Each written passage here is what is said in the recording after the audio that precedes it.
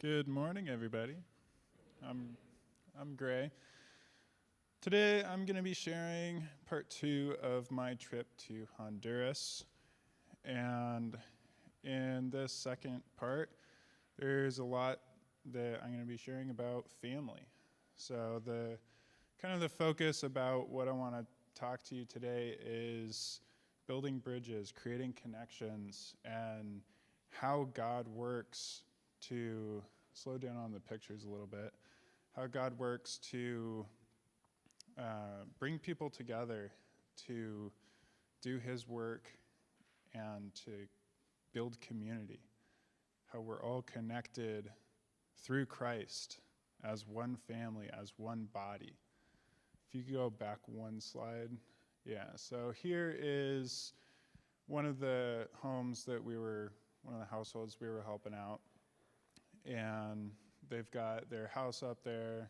They've got their little laundry room in the jungle there, fed by spring water coming from the mountain. And we had to come across this little river. We're at this house. We're getting some help to go and get these 2 pigs. And we have to cross a river, build our own bridge. I've never met anyone who is in this group of about 5 guys who are helping us get these pigs. I've never met them. I have no idea where I am. And if I didn't have these people with me, helping me, I would still be there in that jungle. Because I don't know my way around, and these guys come up with crazy things like building a little bridge across this river. So then we get to the property where we're going to purchase these pigs. And for me, it was the first time ever butchering a pig. For them, it was the first time seeing a white guy. And so we're going through. We got to clear out the cattle. Just a bunch of cows in the jungle. And then we come to this bridge. And it kind of scared me a little bit. It's put together with just wood planks across some steel cables that are rusting away. And it goes about 200 feet across this river. And we had to carry 2 pigs across there. And by the time we got back, it was already dark, and nobody has electricity up there, so they can't refrigerate it.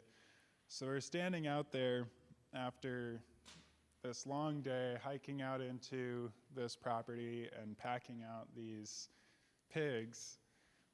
And then we get there at night, and there's dogs everywhere. There's kids running around playing soccer. And the community came around, and we cut the pig into smaller pieces so they could take it home and go cook it.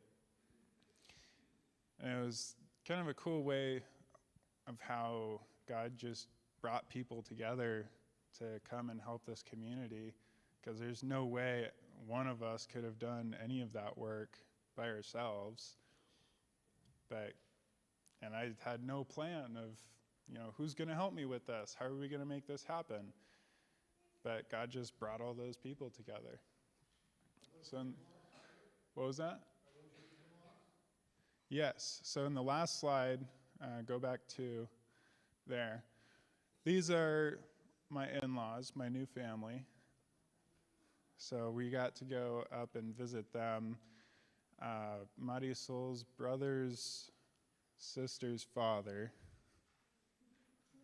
he owns a coffee plantation, and they invited us all to come up, and we had a family reunion, which was really, really sweet. And the father of Marisol's brother's wife basically just took us in as his own, and he took Marisol and I aside and had a really good, deep conversation with us about, really what it means to walk with the Lord, and how that always, always, always has to be our foundation. And it was a really special time because I've never met this guy. And he's bringing me into his family and treating me like I'm his son. And it was just so special to see how Christ and just God transcends the regions. He transcends, what ethnicity we are, and we're all one family. We're all one body, and we can just instantly connect with people. It's like our Holy Spirit, my Holy Spirit reaches out to your Holy Spirit, and they just do this little handshake, and it's like, okay, we know each other now. We're besties. We can go and do great things in God's name. And another thing that happened that just blew me away, I was having lunch with Marisol, and we're way far out. This is back in the little town where Marisol's sister lives, Olga. And we're sitting there having lunch, and this guy comes up to me and he says, "Hey, where are you from?" I tell him, "Well, I'm from Seattle." He says, "What? No way. Me too." And he's wearing a UW hat. Not only that, but he worked in the UW boathouse, and I used to row. So we had a long talk about rowing and all the stuff he had with his boathouse experiences, and he invited us over to his farm. He had moved there just last year and is married to a Honduran woman now, and he has this farm there, and he invited us over. He made lunch for us, and we just spent the afternoon with him. And then here's another one with the car. We took all the kids down to go wash the car after coming down from the mountain. And some of these kids, they were just in the neighborhood. They're like, "Yeah, I want to go to the river and wash a car. That sounds like fun." So we all got together, went to go wash the car. Another way just where God is bringing people together, and even in something as simple as washing a car, just the joy that the kids have. We're playing, splashing around, I'm throwing the kids in the river, having a great time, and the laughs and the joy that I hear is just like praise and worship to God. That's how it sounds to me. Just the delight that God has in his children experiencing joy. And here's the last thing I want to share with you is Marisol's sister Olga and her family. Sergio is there on the right, or your left, with their daughter Madeline. And down on the bottom is their kitchen. That's their restaurant. So they have a small restaurant where they cook Chinese food. And Sergio is really sick.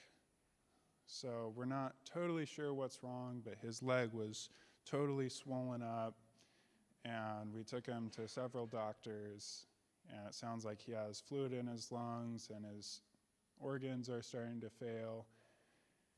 But with my time spent with them, it was incredible how faithful they all are. Everyone around them is praying with them and pleading to God and trying to contribute and help Sergio. And it was exciting for me to see how Sergio's heart was starting to turn towards the Lord, because Olga, last year at Christmas, she prayed that 3 things would happen. That Sergio would start going to church with her, that they could pay off their business, and that they would get married in the church because they only have a legal marriage right now.